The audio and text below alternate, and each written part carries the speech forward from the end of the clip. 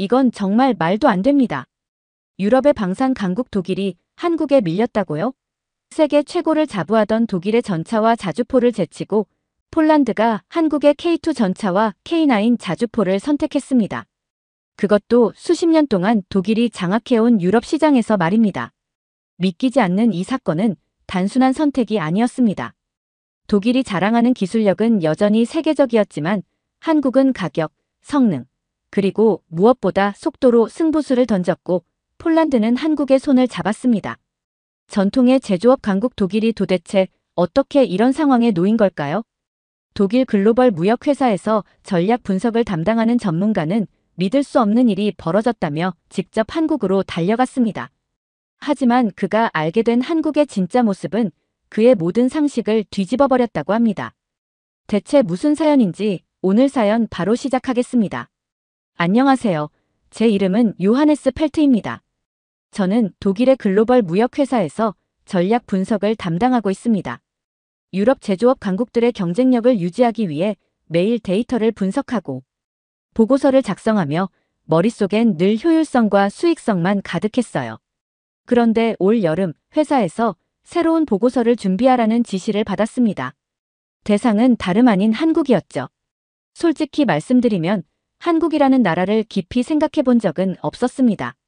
저에게 한국은 K-팝과 한류로 떠들썩한 문화의 나라, 반도체를 잘 만든다는 소문은 들었지만 일본이나 대만에 비하면 그리 대단해 보이지 않았어요. 독일처럼 제조업 강국도 아니고 미국처럼 세계를 이끄는 강대국도 아니잖아요. 게다가 한국에 대해 가끔 접했던 뉴스들은 북한과의 긴장 상황이나 정치 문제 같은 부정적인 이야기가 대부분이었어요.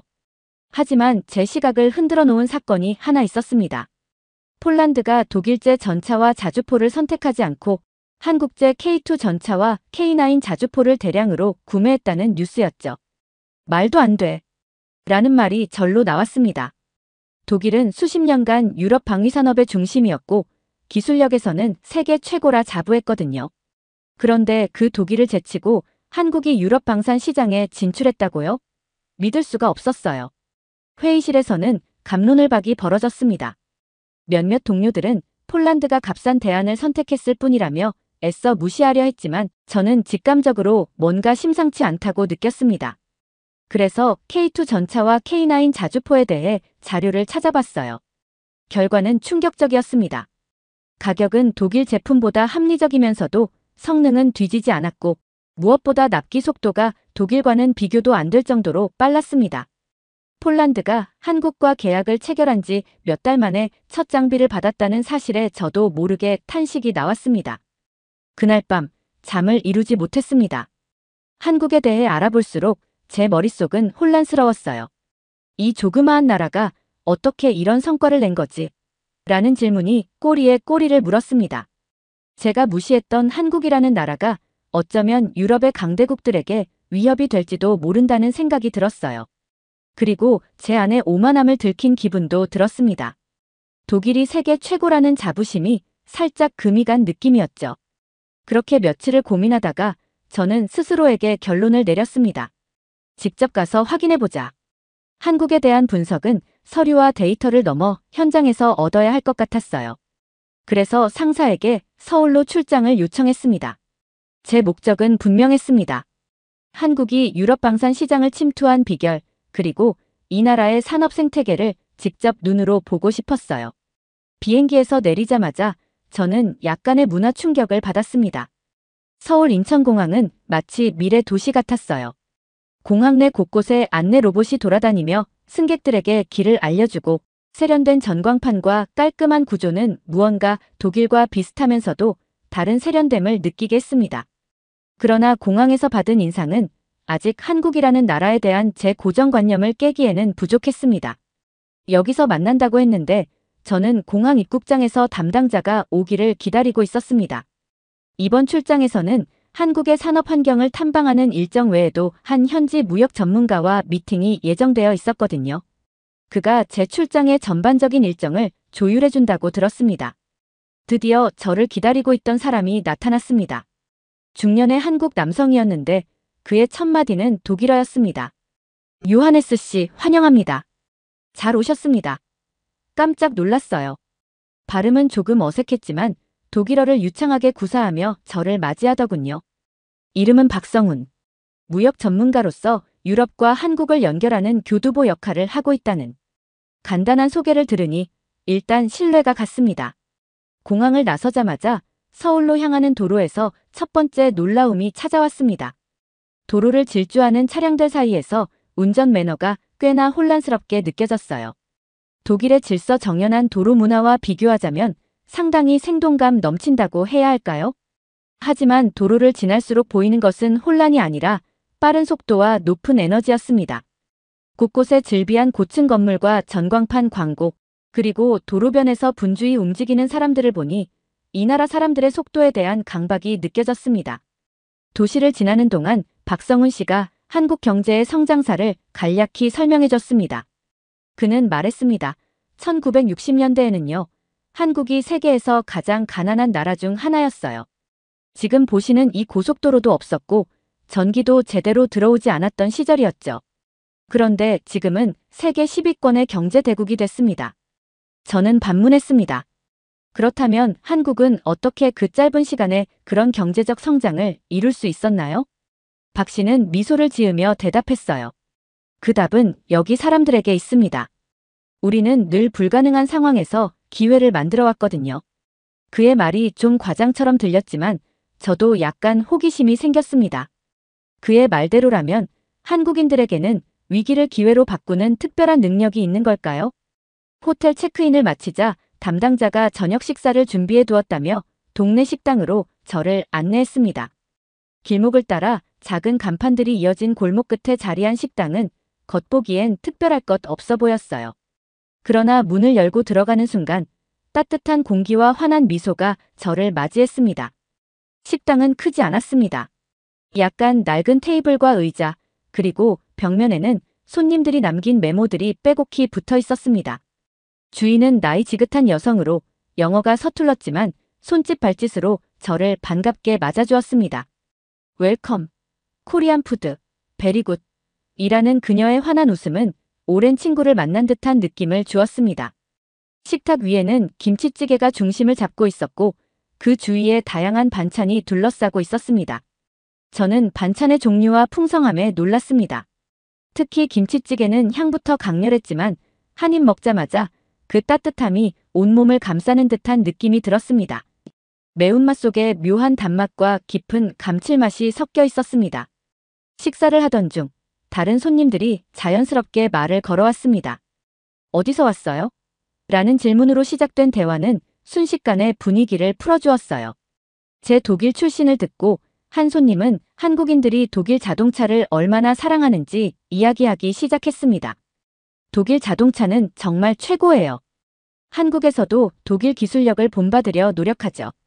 그의 칭찬은 저를 뿌듯하게 했고 동시에 한국인의 열린 태도에 대한 경외감을 느끼게 했습니다.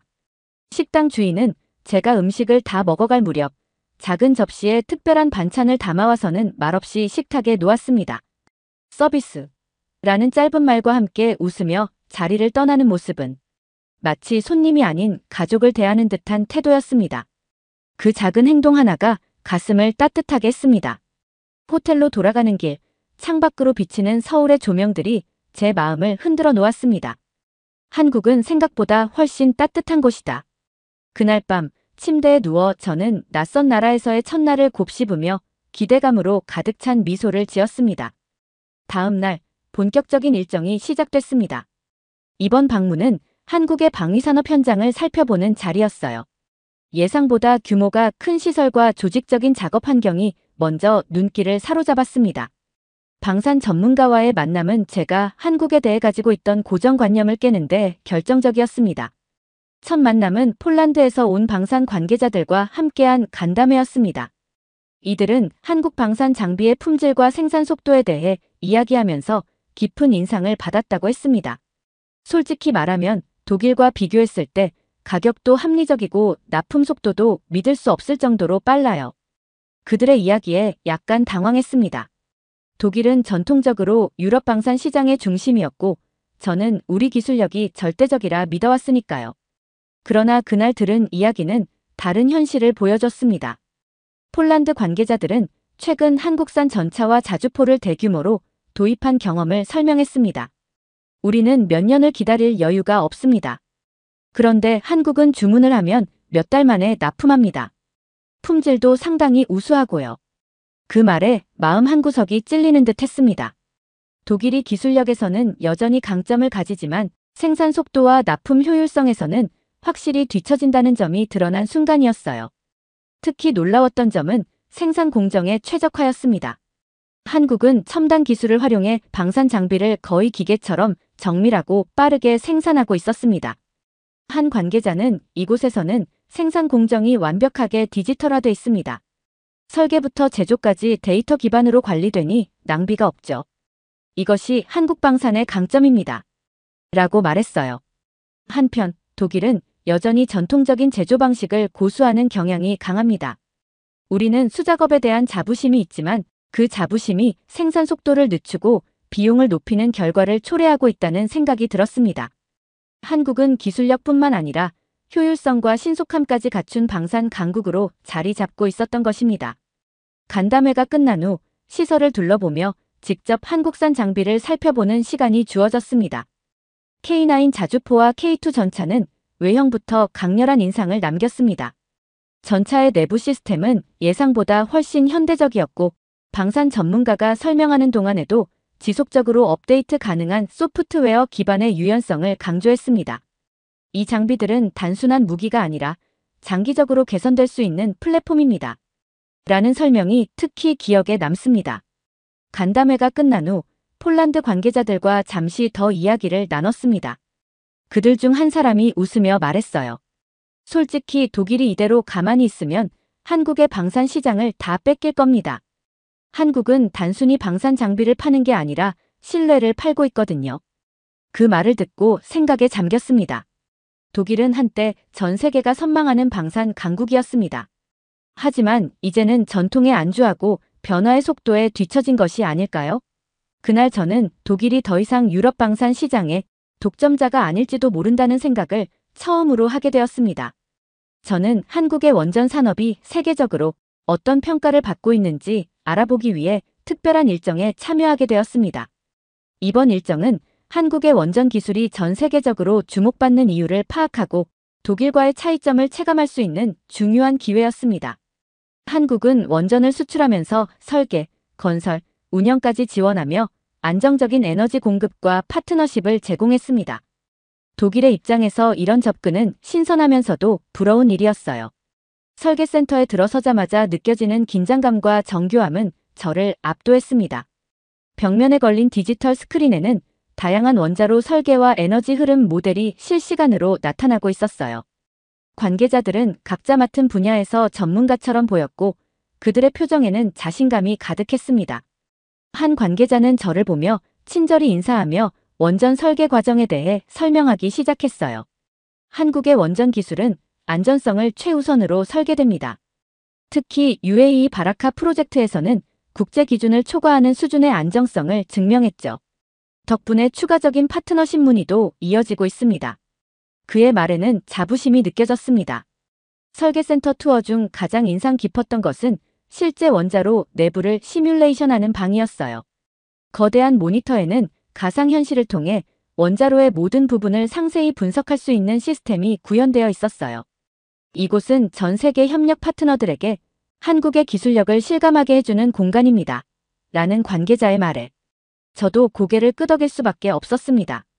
독일에서도 이런 수준의 기술력을 갖춘 센터를 보지 못했던 터라 더 놀라웠습니다. 설명을 듣던 중 저는 탈원전 정책을 추진한 독일의 에너지 위기가 떠올랐습니다. 독일이 원전을 포기한 후 안정적인 에너지 공급을 위한 대안을 찾는데 어려움을 겪고 있다는 이야기를 자주 들었거든요. 그런데 한국은 원전을 활용해 글로벌 에너지 시장에서 확고한 입지를 다지고 있었어요. 한국은 우리가 포기한 길에서 성공적인 모델을 만들어가고 있구나 라는 생각이 절로 들었어요. 물론 한국의 접근 방식이 모든 나라에 맞는 해답은 아니겠지만 이들의 원전 기술은 무시할 수 없는 자산임이 분명했습니다. 센터를 나서며 원전 기술 책임자와 마지막 대화를 나누게 되었습니다. 그는 미래 계획을 설명하며 이렇게 말했어요. 우리는 단순히 전력을 생산하는 데 그치지 않고 전 세계 에너지 문제를 해결하기 위한 기술적 지원과 협력을 계속해 나갈 겁니다. 그의 확신에 찬 목소리는 저를 깊은 생각에 잠기게 했습니다. 저는 호텔로 돌아와 바라카 프로젝트를 자세히 조사하면서 그 규모와 실행 속도에 경탄하지 않을 수 없었습니다. 한국이 이 프로젝트를 10년 만에 성공적으로 완수했다는 사실은 전혀 예상 밖이었습니다. 독일이었다면 같은 프로젝트를 완수하는데 얼마나 더 많은 시간이 필요했을까요? 독일의 탈원전 결정 이후 우리는 재생에너지를 확대하려 했지만 에너지 비용 상승과 공급 불안정이라는 부작용에 직면했습니다. 한국처럼 원전과 재생에너지를 병행했다면 어땠을지 머릿속이 복잡해졌습니다. 다음 일정으로 국내 최대 규모의 AI 컨퍼런스에 참가하게 되었습니다. AI와 반도체 기술에 대해 깊이 이해할 기회를 얻을 수 있다는 점에서 무척 기대가 컸습니다. 행사장에 들어서자마자 거대한 LED 화면에 AI와 데이터 혁명의 중심, 한국이라는 문구가 떠 있었어요. 저는 그 문구가 과연 단순한 홍보인지 아니면 진정한 자신감인지 궁금해졌습니다. 컨퍼런스의 첫 번째 세션은 삼성전자와 SK하이닉스의 기술 시연이었습니다. 발표자가 단상에 올라 AI 훈련에 최적화된 HBM3 메모리에 대해 설명하기 시작했어요. HBM3는 기존 메모리보다 5배 빠른 데이터 전송 속도를 제공합니다. 이를 통해 AI 훈련 시간이 획기적으로 단축됩니다. 그의 설명은 제게 큰 흥미를 불러일으켰습니다. 시연 장면은 정말 인상적이었습니다. 두 개의 AI 데이터 센터를 비교한 화면에서 하나는 전통적인 메모리 기술을 사용하고 다른 하나는 HBM3 기반으로 구동되고 있었습니다. 실험 조건은 동일했지만 결과는 압도적이었어요. HBM3를 탑재한 데이터 센터는 2시간 만에 대규모 데이터 학습을 완료했는데 기존 메모리를 사용하는 시스템은 아직 절반도 진행하지 못했죠. 저는 자리를 박차고 일어날 뻔했어요. 이게 정말 가능한 일인가요? 라는 질문이 입안에서 맴돌았습니다. 이후 직접 체험할 수 있는 부스로 이동했습니다. 삼성전자와 SK하이닉스는 최신 AI 칩과 데이터 센터 솔루션을 실물로 보여주며 방문객들이 직접 작동 과정을 체험할 수 있게 했어요. 저는 AI 모델을 학습시키는 시뮬레이션을 실행하며 데이터 처리 속도가 얼마나 중요한지 실감할 수 있었습니다. 컨퍼런스의 마지막 세션에서는 패널 토론이 이어졌습니다. 세계 각국의 전문가들이 참여해 AI 기술의 미래에 대해 논의했는데 그중 한 패널이 한국 반도체 산업의 역할을 강조하며 이렇게 말했어요. 한국은 단순히 반도체를 제조하는 나라가 아닙니다. 이들은 AI와 데이터 경제를 움직이는 엔진을 만들고 있습니다. 이 혁신 없이는 우리가 꿈꾸는 미래도 없을 겁니다. 컨퍼런스가 끝난 후 저는 한국의 반도체 기술이 가진 힘에 대해 깊이 생각해보게 되었습니다. 독일에서도 반도체 기술의 중요성을 점점 인식하고 있지만 한국처럼 AI와 데이터 경제 중심의 기술 생태계를 구축한 나라는 드물었습니다. 저는 돌아오는 길에 스스로에게 물었습니다. 독일은 정말 이렇게 빠르게 변하는 세계에 발맞출 수 있을까? 호텔방에서 저는 한국의 반도체 산업에 대한 자료를 다시 읽어보았습니다. 삼성전자의 첨단 기술, SK하이닉스의 고객 중심적 접근 방식, 그리고 AI와의 접목을 통해 만들어진 혁신 사례들이 모두 기록되어 있었어요. 이 모든 것이 독일과는 완전히 다른 방식으로 진행되고 있다는 사실이 점점 더 분명해졌습니다. 독일의 기술은 여전히 강력하지만 한국은 미래를 준비하는 속도와 방향성에서 독보적인 위치를 차지하고 있다는 생각이 들었습니다. 출장이 막바지에 다다를 무렵 저는 한국 조선업의 심장부라 불리는 거제도를 향했습니다. 하나오션, 이전에는 대우조선해양으로 알려진 이곳은 세계적으로 유명한 조선소가 위치한 곳이었습니다. 이미 사전 자료를 통해 한국이 글로벌 조선업 시장의 약 50%를 차지하고 있다는 사실을 알고 있었지만 직접 현장을 보며 그 위상을 체감할 수 있으리라고는 상상하지 못했습니다. 조선소에 도착하자마자 눈앞에 펼쳐진 광경은 그야말로 압도적이었습니다. 거대한 초대형 LNG선이 건조 중인 모습은 마치 대형 건축물이 바다 위에 떠 있는 듯한 인상을 주었어요. 저는 안내를 맡은 직원과 함께 조선소 내부로 이동하며 LNG선과 차세대 구축함 제작 과정에 대해 설명을 들었습니다. 한국은 단순히 배를 만드는 나라가 아닙니다. 우리는 에너지 효율, 친환경 기술, 그리고 군사적 활용까지 모든 요소를 고려해 조선업을 운영하고 있습니다. 직접 현장을 둘러보니 이 말이 과장이 아니라는 것을 알 수 있었습니다. LNG선 건조를 위한 거대한 블록들이 정교하게 조립되고 있었고 자동화된 설비들이 이 과정을 빠르고 정확하게 진행하고 있었어요. 저는 독일에서 조선업이 쇠퇴하며 경쟁력을 잃어가는 과정을 기억하고 있었습니다. 한때는 우리도 조선 강국이었지만 이제는 그 명성을 완전히 한국에 빼앗겼다는 생각이 들었습니다. 조선소의 또 다른 구역에서는 차세대 구축함이 제작 중이었습니다. 안내자는 자랑스럽게 말했습니다. 이 구축함은 최신 스텔스 기술과 첨단 무기 시스템을 갖춘 한국 해군의 미래를 책임질 핵심 자산입니다. 다른 국가에서도 수주 요청이 쇄도하고 있죠.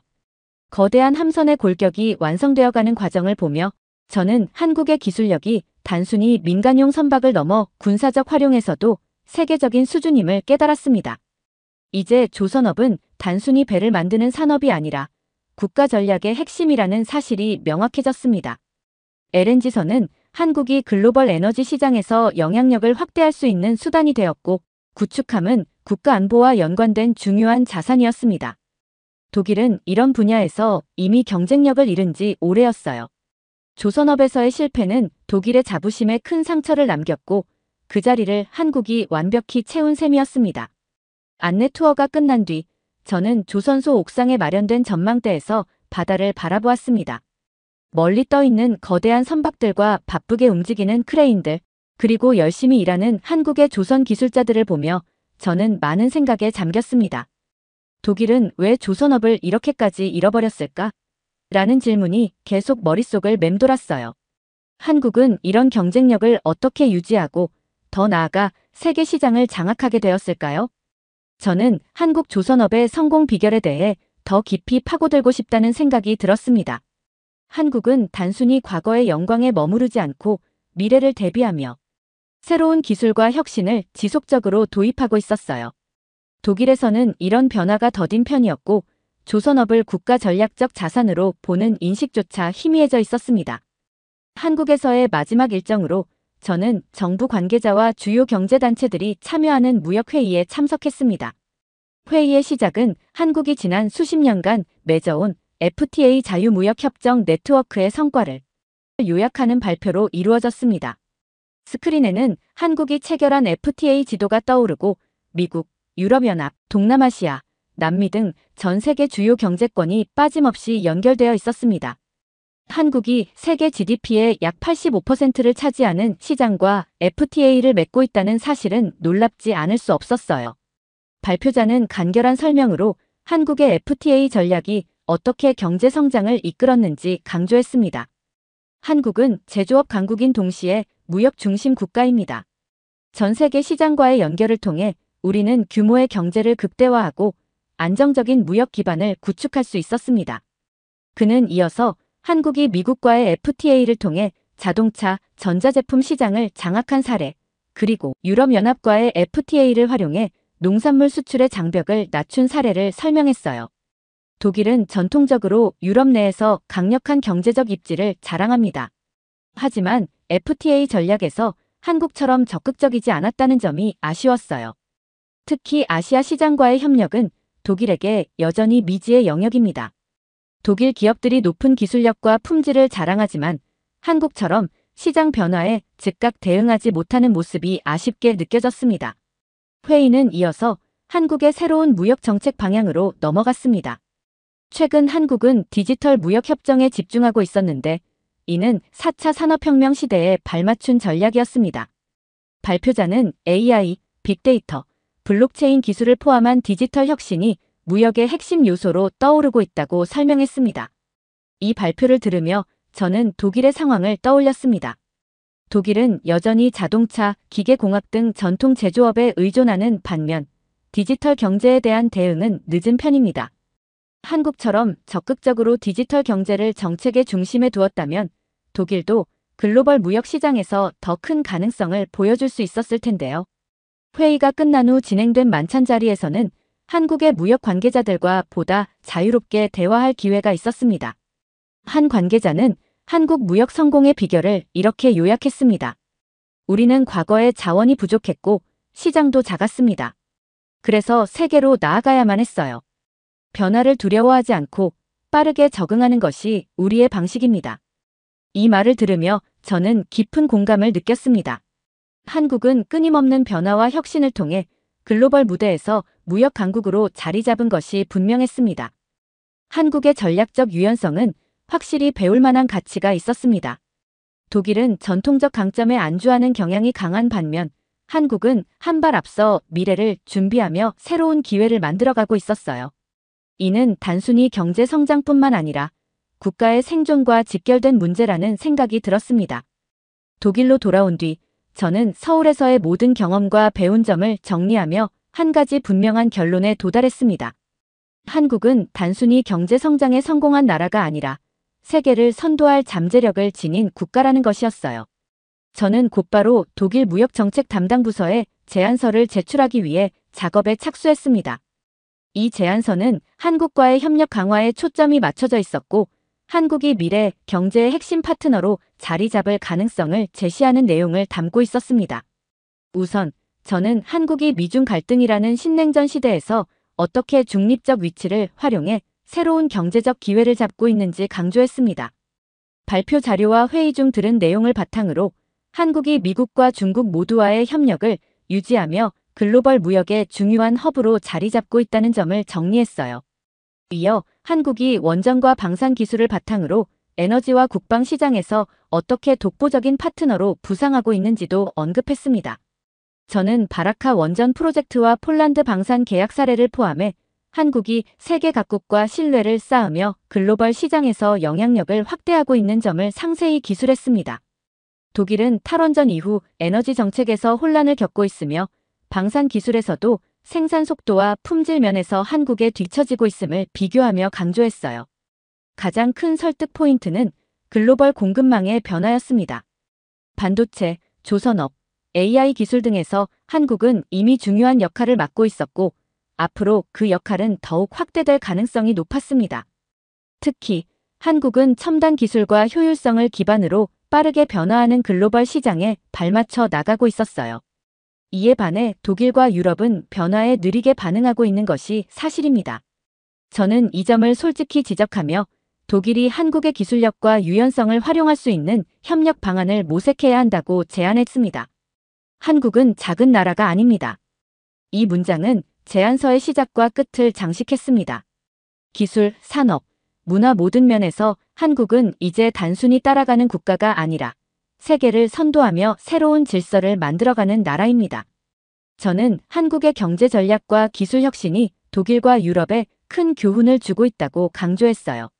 제안서 작성이 끝난 뒤 저는 잠시 멈추어 서울에서의 기억들을 떠올렸습니다.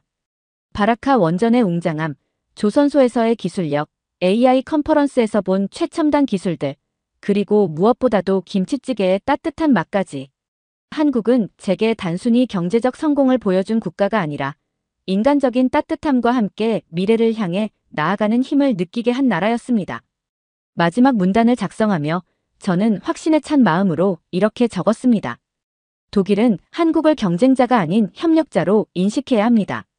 특히 방산, 반도체, 원전 분야에서 한국과 손을 잡는다면 유럽도 한국의 성공을 공유할 수 있을 것입니다.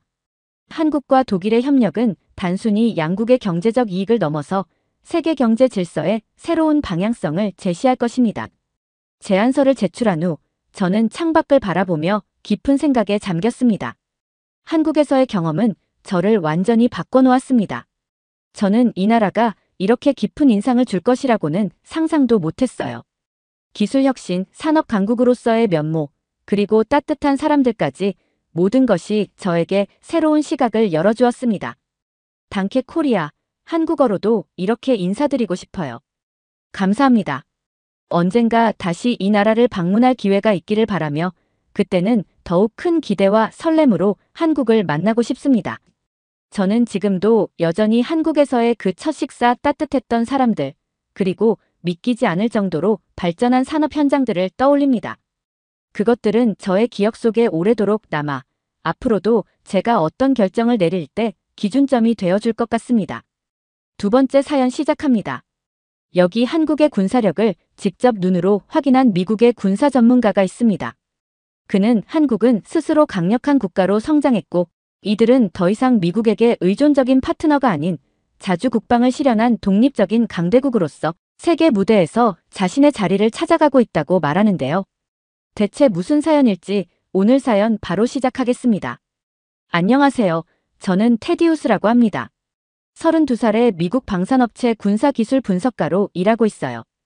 펜실베이니아 주립대학에서 기계공학을 전공했고 졸업 후 2년간 국방부에서 인턴으로 일하다가 현재 회사에 입사했습니다. 5년째 근무 중인데 주로 미사일 방어 시스템과 전투기 성능 분석을 담당하고 있어요. 이번에 처음으로 한국 출장을 가게 되었습니다. 솔직히 말씀드리면 한국의 방산 수준이나 군사력에 큰 기대는 없었어요. 그저 미군이 주둔한 동맹국이라는 점, 그리고 북한과 대치 상태에 있다는 정도만 알고 있었습니다. 사실 아시아 국가들의 군사력에 대해 깊이 있게 공부해 본 적이 없었고 대부분의 아시아 국가들이 미국의 기술력에 의존하고 있다고 막연히 생각했어요. 출장 준비를 하면서도 큰 관심을 두지 않았습니다. 비행기에서는 한국에 대한 기본적인 정보만 훑어보았을 뿐 깊이 있는 준비는 하지 않았습니다. 그런데 한국에 도착해보니 제 예상과는 많이 달랐어요. 거리는 평화롭고 활기찼습니다.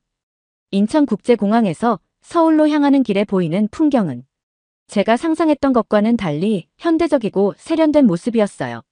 한반도가 항상 군사적으로 긴장 상태라고 생각했던 저는 이 평화로운 풍경이 조금 의외였습니다.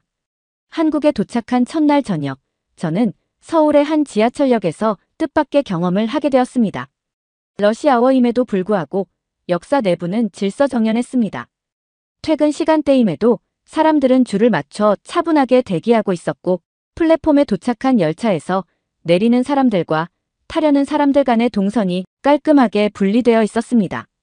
그때 제 눈에 들어온 것은 플랫폼에 설치된 전광판과 스크린도어였습니다. 전광판은 단순히 열차의 도착 시간을 알려주는 것에 그치지 않고 현재 위치와 다음 정거장까지 실시간으로 표시하고 있었습니다. 일부 구간에서는 각 칸의 혼잡도까지 제공되어 사람이 적은 칸을 선택할 수 있게끔 안내하는 모습이 눈에 띄었어요. 혼잡도 정보가 변하는 걸 보면서 이 정보가 역내 승객 수나 열차 내 사람들의 움직임에 따라 실시간으로 업데이트되고 있는 것 같았습니다. 이러한 시스템은 단순히 승객의 편의를 위해서만 존재하는 것이 아니라는 생각이 들었습니다. 수많은 사람들의 움직임을 체계적으로 관리하고 제한된 공간에서 효율을 극대화하려는 노력의 결과물이라는 느낌이 강하게 다가왔죠. 문득 이러한 기술이 군사적으로 응용된다면 어떨까 하는 생각이 들었습니다. 복잡한 전쟁 상황에서도 병력과 장비의 위치를 실시간으로 파악하고 관리할 수 있다면 전략적 가치는 상당할 것입니다. 상황에 따라 정보가 실시간으로 업데이트된다면 복잡한 상황 속에서도 효율적인 통제와 자원 관리를 할 수 있을 겁니다. 놀라웠던 것은 이 모든 첨단 기술 속에서도 시민들이 보여주는 평온함이었습니다. 그들에게는 이러한 기술이 이미 일상인 듯 보였고 그 속에서 자연스럽게 질서가 형성되어 있었습니다. 이를 지켜보며 저는 기술의 진정한 가치는 결국 그것을 사용하는 사람들의 문화와 결합할 때 빛을 발한다는 생각이 들었습니다. 호텔에 짐을 풀고 잠시 주변을 산책하면서 저는 이 나라에 대해 너무 모르고 있었다는 걸 깨달았어요. 거리를 걷는 사람들의 표정은 밝았고 첨단 기술이 곳곳에 녹아있는 모습이 인상적이었습니다. 어쩌면 한국 사람들은 이미 일상에 녹아든 위험 속에서도 단단해진 평화를 지키고자 하는 강한 의지를 지닌 민족일지도 모른다고 느꼈어요. 출장 첫날 고위 임원과 함께 한국 국군의 날 행사에 초청을 받았습니다. 한국군의 주요 군사력과 최신 무기를 직접 볼 기회라니 저에게는 흔하지 않은 일이었어요. 사실 미국에서 군사기술 관련 행사를 여러 차례 다녀본 경험이 있던 저는 그저 하나의 연례 행사로 여겼습니다. 어차피 미국의 최신 방산 기술과는 비교할 수 없을 것이라고 생각했기 때문이에요. 행사장으로 향하는 차 안에서 저는 이번 기회를 통해 한국의 군사력을 객관적으로 평가해보고 싶다는 생각이 들었습니다. 그동안 가지고 있던 편견을 버리고 새로운 시각으로 바라보려고 노력했어요. 하지만 여전히 한국의 군사력이 미국에 크게 미치지 못할 것이라는 생각이 마음 한켠에 자리 잡고 있었습니다. 행사장에 도착하자 웅장한 분위기에 조금 놀랐어요. 예상보다 규모가 크고 체계적으로 진행되는 모습이 인상적이었습니다. 그래도 여전히 제 마음속에는 과연 어느 정도일까 하는 의구심이 있었죠. 이제 곧 한국의 최신 군사력을 직접 눈으로 확인하게 될 터였고 그 결과가 어떨지 기대 반 걱정 반의 마음으로 행사의 시작을 기다렸습니다. 행사가 시작되자 무장 장비들이 대거 등장했지만 여전히 저에게는 그저 동맹국의 전력 시연일 뿐이었어요. 그런데 그때였어요. 행사의 하이라이트로 현무5라는 한국의 신형 미사일이 등장했을 때 저는 보면서도 믿을 수가 없었습니다. 순간 제 호흡이 멎는 것 같았어요. 현무5는 생각보다 훨씬 거대했습니다. 대형 이동식 발사대에 탑재된 굵고 단단해 보이는 미사일은 처음 보는 순간부터 사람들의 이목을 집중시켰습니다. 저는 이 미사일이 단순히 대붕용 방어 미사일이 아니라 그 이상의 파괴력을 지닌 괴물이라는 사실을 직감했어요. 옆에서 현무5를 바라보는 다른 참석자들의 표정에서도 놀라움과 경외심이 역력했습니다. 저와 동행한 임원조차 예상보다 커다란 미사일을 보며 감탄을 감추지 못했습니다. 한국군 관계자는 현무5에 대해 상세히 설명하기 시작했습니다. 그의 설명에 따르면 현무5는 벙커버스터로 지하 목표를 정밀 타격할 수 있으며 지하 깊숙이 침투해 2차 폭발을 일으킬 수 있는 파괴력을 지녔다고 합니다. 그의 말 한마디 한마디가 저의 고정관념을 무너뜨리고 있었어요. 그제야 저는 현무5가 단순한 방어용 미사일이 아니라 핵 수준의 파괴력을 지닌 강력한 무기라는 점을 이해하게 되었습니다. 이 미사일의 존재 자체가 한국의 군사력을 새롭게 평가해야 한다는 신호였어요. 제 머릿속은 이내 복잡해졌습니다. 지금까지 쌓아온 제 지식과 경험이 한순간에 흔들리는 것 같았어요. 미국에서도 강력한 미사일과 벙커버스터를 많이 개발해왔지만 한국이 이렇게 강력한 독자적인 미사일을 제작한 것이 믿기지 않았습니다. 더구나 현무5의 성능은 제가 알고 있던 대부분의 미사일을 뛰어넘는 수준이었어요. 현무5는 북한뿐만 아니라 중국, 러시아, 일본 등 주변국을 모두 사거리 안에 두고 있었습니다. 고작 미국의 지원을 받는 작은 동맹국으로 여겼던 한국이 이처럼 자주 국방을 위해 대단한 기술력을 갖추고 있었다니 놀라움을 금할 수 없었어요. 그동안 한국의 군사력을 과소평가했던 제 자신이 부끄러워졌습니다. 동시에 한국의 기술력에 대한 존경심이 생겼어요. 평소 미국의 군사 기술력에 대한 자부심이 강했던 저는 한국이 독자적인 기술로 이런 무기를 만들 수 있으리라고는 상상조차 하지 못했습니다. 그동안 제가 얼마나 편협한 시각으로 세계를 바라보고 있었는지 깨닫게 되었습니다. 한국의 방산 기술이 이 정도라면 그들은 더 이상 미국의 보호받는 동맹국이 아니라 스스로 자국의 안보를 책임질 수 있는 강력한 국가였습니다. 행사가 끝난 후 숙소로 돌아오는 길 내내 저는 여러 가지 생각을 했습니다. 한국이 보여준 그 군사적 위험, 그 위험 속에 담긴 평화에 대한 의지가 제 마음을 깊이 흔들었어요. 지금까지 저는 한국을 평범한 동맹국 정도로만 여겼지만 이제는 한국의 진정한 힘과 그들이 평화를 지키기 위해 선택한 길이 얼마나 대단한지 새삼스럽게 깨닫게 되었습니다. 그리고 앞으로 한국과의 협력 관계를 어떻게 발전시켜 나가야 할지, 그리고 이런 강력한 동맹국과 함께 어떻게 세계 평화에 기여할 수 있을지에 대한 생각이 제 머릿속을 가득 채웠습니다. 그날 밤 잠에 들기 전 호텔 침대에 누워 천장을 바라보며 오늘 본 모든 것들을 되새겨보았어요. 한국은 평화를 위해 강해져야 한다는 현실을 받아들이고 그 목표를 위해 계속 나아가고 있었어요.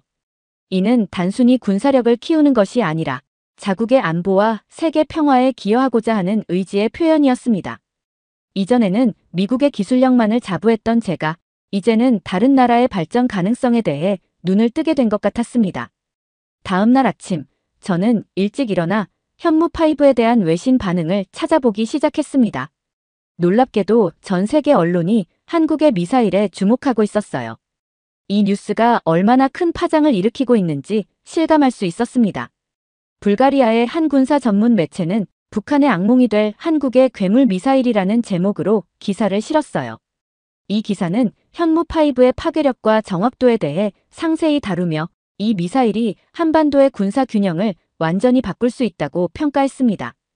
AP통신은 한국, 북한 지하 벙커 타격 가능한 최강의 미사일을 공개하다라고 보도했어요. 이 보도는 현무5의 벙커 버스터 능력에 초점을 맞추며 이것이 북한의 지하 군사 시설에 대한 위협이 될 수 있다고 분석했습니다. 심지어 미국의 유력 매체인 US 뉴스 애널드 리포트는 한국이 세계에서 가장 강력한 미사일을 공개라는 문구로 기사를 시작했어요. 이 기사는 현무5의 성능을 미국의 유사 무기와 비교하며 한국의 기술력이 세계 최고 수준에 도달했다고 평가했습니다. 이러한 반응들을 보며 저는 한국의 군사력이 이제 세계적으로 인정받고 있다는 사실을 실감했어요. 제가 현장에서 느꼈던 감동과 놀라움이 전 세계에 고스란히 전달된 듯 했습니다. 현무5가 전 세계 언론의 주목을 받으며 한국이 가진 독립적이고 자주적인 군사기술이 널리 알려지는 계기가 되고 있었어요. 특히 일본과 중국의 반응은 극명하게 엇갈렸어요. 저는 현무5가 일본의 주요 뉴스 채널에서도 메인 뉴스로 다뤄졌다는 사실을 접하고 조금 놀랐습니다. 일본 군사 전문가들은 현무5의 크기와 사거리를 분석하며 이 미사일이 단순히 방어용 미사일이 아닌 전략적 위력을 가진 무기라며 평가했어요. 마치 러시아의 이스칸데르 미사일을 초대형화한 듯한 디자인이라는 의견도 있었고 심지어 괴물 미사일이라는 별칭을 그대로 받아들이는 분위기였습니다. 그러나 제가 더 흥미로웠던 것은 일본 내에서 한국의 무기 개발에 대한 불안감이 섞인 반응이었어요. 한국이 자국을 지킬 정도의 강력한 군사력을 갖추는 것에 대해 일본이 경계심을 갖는 것은 어쩌면 당연한 일이었습니다. 일본은 전통적으로 한국과 복잡한 관계를 유지해왔고 평소에도 방위 및 안보 관련 사안에서는 한국과 긴장 상태를 유지해왔어요. 일본의 한 군사 채널에서는 현무5의 크기와 형태가 대륙간 탄도미사일을 연상시킨다는 주장까지 하며 한국의 군사력 증강이 단지 북한을 겨냥한 것이 아닌 더 넓은 목표를 가진 것이라는 분석을 내놓기도 했어요. 현무5가 자국을 포함한 주변국을 사거리로 두고 있다는 점에서 일본은 분명 불안을 느끼고 있었습니다. 그 반응을 보며 저는 한국이 이제 단순히 방어를 넘어선 강력한 힘을 가진 나라로서 주변국에게 위협적 요소로 느껴질 수도 있겠다는 생각이 들었습니다. 반면 중국의 반응은 조금 달랐어요. 중국의 주요 언론과 군사 전문가들은 현무5의 사거리가 3,000km 정도라며 실제로는 중국 본토에 큰 영향을 미치지 않는다고 축소하는 모습을 보였습니다. 저는 이를 보고 고개를 갸웃거릴 수밖에 없었어요. 제가 직접 들었던 설명과 외신들의 반응을 종합해보면 현무5는 분명 그 이상의 파급력을 지니고 있었습니다. 중국이 이를 일부러 축소하려 한다는 느낌이 들었어요. 중국은 자국 내에서 한국의 군사 성장을 과장되지 않게 보도하면서도 국민들 사이에서 불안을 잠재우려는 의도로 보였습니다. 중국의 군사 관련 포럼이나 블로그에서도 한국에 대한 견제가 엿보였어요. 한 중국의 유명 군사 블로거는 한국은 괴물 미사일이라 자칭하지만 실제로는 북한에나 유효한 방어 무기일 뿐이다라는 말을 내세웠습니다. 심지어 중국 국영방송에서는 현무5의 사거리를 1,500km까지 축소하며 중국 본토와는 큰 연관이 없다고 주장하기도 했어요. 그러나 이들이 굳이 사거리를 축소해 언급하는 모습은 그들이 이 미사일을 얼마나 의식하고 있는지를 반증하는 것처럼 보였습니다. 사실 현무5의 사거리가 3,000km라고 해도 이는 충분히 베이징을 포함한 주요 도시를 사정권에 두는 거리였기에 중국의 이러한 태도는 오히려 경계를 내비치는 모습으로 느껴졌어요. 이런 반응을 지켜보며 저는 한국의 군사력이 단지 북한을 겨냥한 것이 아님을 확신하게 되었습니다. 한국의 현무5가 가진 의미는 그 이상이었어요. 주변국의 도발을 억제하고 한국의 자주국방 의지를 보여주는 강력한 상징이었습니다. 한국은 이 강력한 무기를 통해 자국의 위치를 명확히 하고 주변국에게도 더 이상 무시할 수 없는 존재임을 증명하고 있었어요. 이제 한국은 아시아에서 단순히 경제력으로 주목받는 나라가 아니라 군사력 면에서도 자신을 확고히 드러내고 있었습니다. 군사기술 분석가로서의 제 경험에서 보았을 때 무기의 파급력은 단순히 그 기술적 성능에만 있지 않습니다. 그 무기가 끼치는 영향력과 주변국의 반응, 그리고 그로 인해 형성되는 지역적 균형의 변화가 얼마나 중요한지를 새삼 깨달았어요. 한국이 현무 파이브를 통해 스스로를 방어하는 한편 주변국들에게 자주 국방의 의지를 명확히 전달하고 있다는 점에서 저는 깊은 감동을 느꼈습니다. 이 모든 반응을 종합해보며 저는 한국의 군사기술 발전이 단순히 한국가의 성과를 넘어 세계 안보 지형을 바꿀 수 있는 중대한 사건임을 인식하게 되었습니다. 이제 한국은 군사기술 분야에서 세계를 선도하는 국가 중 하나로 자리매김하고 있었어요. 그전까지의 저는 미국 방산업체의 일원으로서 미국의 방산 기술이 세계 최고라는 자부심이 늘 있었고 다른 나라들이 독자적으로 군사력을 키우는 것은 언제나 미국의 지원 덕분이라는 생각을 의심하지 않았어요. 이러한 사고방식은 제가 지금까지 수행해온 모든 분석과 평가의 기반이 되어 왔습니다. 그러나 한국의 현무5를 본 이후로 저는 한국이 이 무기를 만들어낸 배경을 깊이 이해하고 싶어졌습니다. 그래서 더더욱 한국이 어떻게 현무5라는 무기를 독자적으로 개발할 수 있는지 찾아보았습니다. 여러 정보를 찾아보며 알게 된 사실은 한국이 현무5와 같은 강력한 무기를 독자적으로 개발할 수 있게 된 것은 한순간의 성과가 아니라는 점이었습니다. 오랜 시간 동안 한국은 미국의 군사적 보호를 받으며 미사일 기술 개발에 제한을 받아왔습니다. 미사일 개발 규제가 2021년에 풀리기 전까지 한국은 미사일 사거리와 탄두 중량에 제한을 받았습니다. 그 이상의 발전을 이루기 위해서는 늘 미국의 허가가 필요했어요. 이러한 제약 속에서도 한국은 꾸준히 자체 기술력을 향상시켜왔고 결국 이러한 노력이 현무5라는 결실로 이어진 것입니다. 하지만 그들이 이 규제를 벗어나기까지 얼마나 많은 노력과 투자를 해왔을지 상상할 수 있었습니다. 그 과정에서 겪었을 어려움과 좌절, 그리고 그것을 극복해낸 한국의 의지력에 대해 깊은 존경심이 생겼어요. 수년간 한국이 미국의 제한을 벗어나 자주적인 군사력을 갖추려는 의지를 가지고 오랜 시간에 걸쳐 조금씩 그 목표를 이뤄냈다는 것이었죠.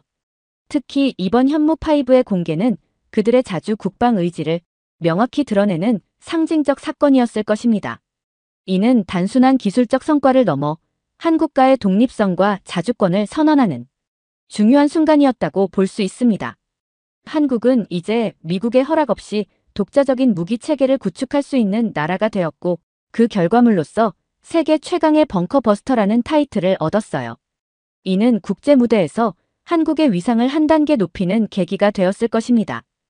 이번 출장에서 만난 한국의 방산 관계자들은 자신들이 오랜 시간에 걸쳐 쌓아온 기술력에 대해 매우 자부심을 가지고 있었습니다. 그들의 눈빛과 말투에서 느껴지는 자신감은 단순한 기술적 성취를 넘어선 무언가가 있었어요. 그들에게 현무5는 단순히 군사력의 과시가 아닌 국가의 자주성과 기술력의 결정체로 여겨지고 있었습니다. 예전 같았으면 한국의 미사일은 사거리와 탄두 중량이 제한되었을 것이지만 이제는 그 어떤 제한도 받지 않는 상태에서 그들이 최선을 다해 개발해낸 결과물이었습니다. 특히 핵무기가 없는 한국이 핵무기를 보유한 북한의 위협에 대응할 수 있는 최적의 무기라는 설명이 저에게 큰 인상을 남겼습니다. 이는 단순한 군사적 균형을 넘어 한국가의 생존 전략을 보여주는 것 같았어요. 한국이 핵무기 보유국에 둘러싸여 있다는 사실은 이들이 군사적으로도 독립적일 수밖에 없게 만드는 큰 동기였습니다. 여러 관계자들의 이야기를 들으며 그들의 지정학적 위치와 역사적 경험이 이런 결정을 불가피하게 만들었다는 점을 이해하게 되었어요. 미국의 입장에서 보면 한국이 자국의 보호 아래서도 자주 국방을 추구하며 독자적인 길을 걸어온 것이 조금은 의외로 느껴질지도 모르겠어요. 우리는 종종 동맹국들이 미국의 군사력에 의존하길 기대하곤 하니까요. 함께 온 고위 임원과의 저녁 식사 자리에서 그는 한국이 미국의 지원 없이도 군사력을 키우고 있다는 점에 대해 조금은 경계심을 드러냈습니다. 그의 반응은 전통적인 미국 중심의 사고방식을 반영하는 것 같았어요. 그러나 저는 다른 의견이었습니다. 한국이 독립적인 방산 기술을 갖추게 되었다는 사실은 오히려 미국에게도 이로운 일이 아닐까 하는 생각이 들었습니다. 더 강력하고 자주적인 동맹국은 결국 미국의 부담을 줄이고 더 안정적인 동맹 관계를 만들어낼 수 있을 테니까요. 출장이 끝나갈 무렵 저는 많은 생각에 잠겼어요. 짧은 시간이었지만 제 생각은 많이 달라져 있었습니다. 그동안 군사기술 분석가로서 저는 세계 각국을 돌아다니며 다양한 군사기술을 접했지만 이번 한국 방문에서 느낀 것은 단지 기술력의 발전을 넘어서 한국이 보여준 결단력과 자립의 의지였어요. 한국이 미국의 제한을 벗어나 자국의 군사력을 자립적으로 구축하는 과정을 통해 그들이 스스로 얼마나 강해지기를 원했고 그 강함이 단지 힘을 과시하기 위한 것이 아니라 평화를 지키기 위한 것임을 이해하게 되었습니다. 이는 국제관계에 대한 제 시각을 넓혀주는 중요한 깨달음이었어요. 미국으로 돌아가는 비행기 안에서 저는 제가 경험한 일들을 다시 한번 곱씹어 보았어요. 이제 한국은 단지 군사적 동맹국으로만 여겨질 수 없는 위치에 있었습니다. 그들의 기술력과 전략적 판단은 세계 어디에 내놓아도 부족함이 없을 정도로 강력했어요. 제가 그동안 간과했던 한국의 힘은 더 이상 숨겨진 것이 아니었습니다. 물론 한국이 앞으로도 미국과 긴밀한 군사적 관계를 유지할 것이라는 점은 의심의 여지가 없습니다. 하지만 이제는 더 이상 그 관계가 일방적인 지원의 형태가 아니라 상호 간의 존중과 신뢰를 바탕으로 한 협력 관계로 발전할 수 있음을 느꼈습니다. 이러한 변화는 미국의 외교 정책과 군사 전략에도 새로운 시사점을 제공할 수 있을 것 같았습니다. 앞으로 우리는 한국과의 관계를 어떻게 발전시켜 나갈지, 그리고 이러한 변화가 동아시아 지역의 안보 구도에 어떤 영향을 미칠지에 대해 깊이 고민해야 할 것 같았어요. 비행기가 미국 땅에 가까워질수록 저는 제 자신에게 묻기 시작했습니다.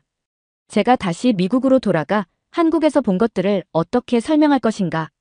단지 현무5라는 미사일의 기술적 성능만을 보고할 것인가? 아니면 그 이면에 담긴 한국의 자주 국방 의지와 그들의 힘을 존중하는 저의 감정을 함께 담아낼 것인가? 저는 후자를 선택할 수밖에 없었어요. 저는 한국이 보여준 그 강력한 의지와 그들의 독립적인 군사력을 더 많은 사람들에게 알리고 싶었습니다. 한국은 강한 나라였고 그들은 스스로의 힘으로 그 자리에 올랐습니다. 이 사실을 이제는 저뿐만 아니라 미국 방산업계 전반에 널리 알릴 필요가 있다고 생각합니다. 이번 출장에서 저는 단지 새로운 기술을 접한 것이 아니라 한 나라가 자주 국방을 위해 얼마나 치열하게 노력해왔는지를 몸소 느꼈습니다. 이제 저는 한국을 다른 시선으로 바라볼 것이고 그들의 군사력과 평화를 지키기 위한 결단을 진정으로 존중할 것입니다. 한국은 더 이상 저에게 단순한 동맹국이 아닙니다. 그들은 이제 제가 진심으로 존경하는 나라가 되었습니다. 오늘 사연이 재미있으셨다면 구독과 좋아요, 알림 설정까지 부탁드립니다. 더 재미있는 사연으로 돌아오겠습니다. 이상 감동탐험이었습니다.